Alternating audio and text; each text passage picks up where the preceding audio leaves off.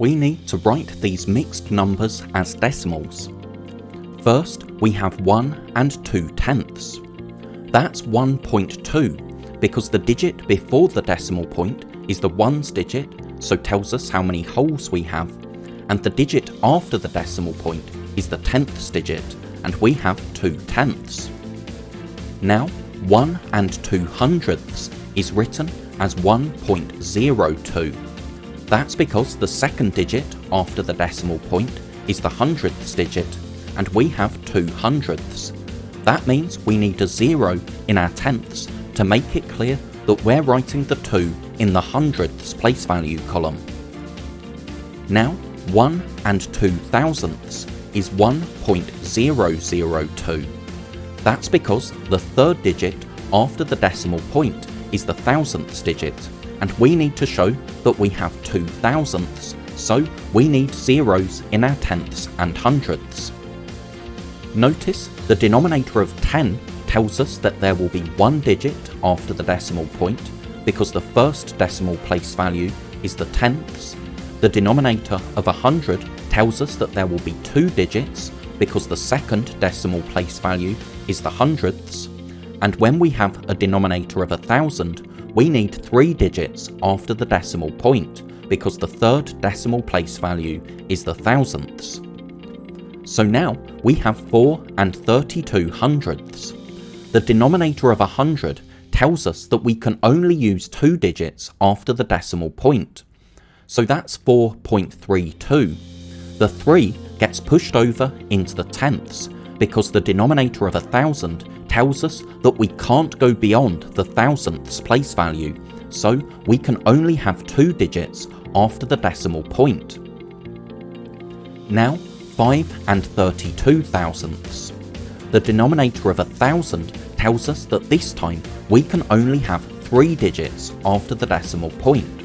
So we write 5 and 32 thousandths as 5.032 because then we have 3 digits after the decimal point, so we're not going beyond our thousandths place value, but the 3 gets pushed over into the hundredths place.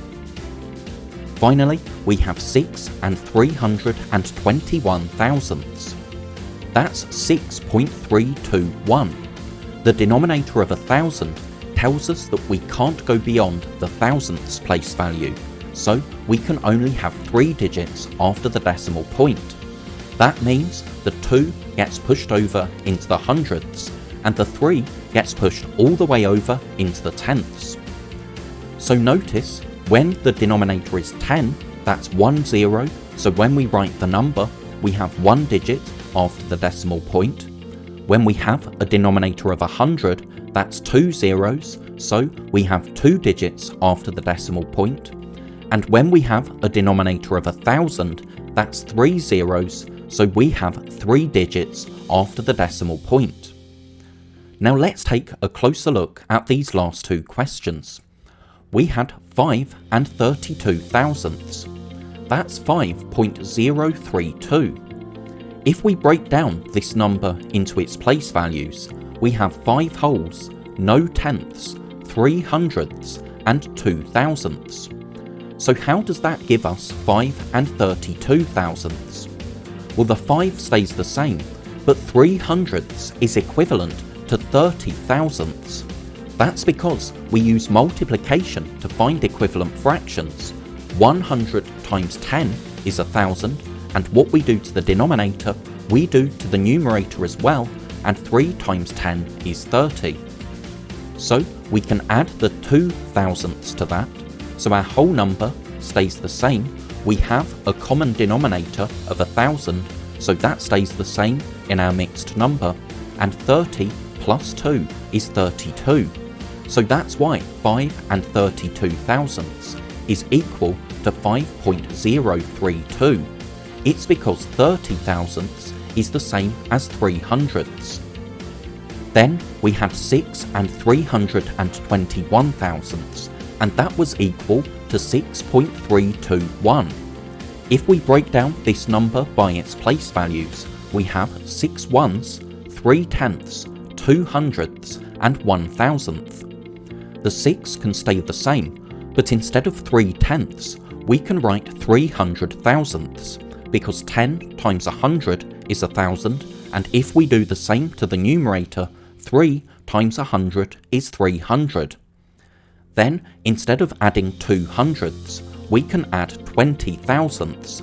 That's equivalent because 100 times 10 is 1,000 and 2 times 10 is 20. And then we add 1 thousandth. So the 6 stays the same. We have a common denominator of 1,000, and 300 plus 20 plus 1 is 321. So that's why 6 and 321 thousandths can be written as 6.321. It's because 300 thousandths is the same as 3/10, 20 thousandths is the same as 2 hundredths, and then putting that together with the 1,000th gives us 6.321. Let's just have one more look at this question, 5 and 32 thousandths. That's 5.032, because remember, 10 thousandths can be exchanged for 100th, and when we do that with 30 of our thousandths, we have 5 ones still, but now we have 3 hundredths and 2 thousandths, so 5.032. Thank you so much for watching. I really hope that was helpful. If you're a teacher or a parent, then please subscribe or go to keystage2maths.com to download resources for this lesson and many more. That's all for now. I'll see you in the next video.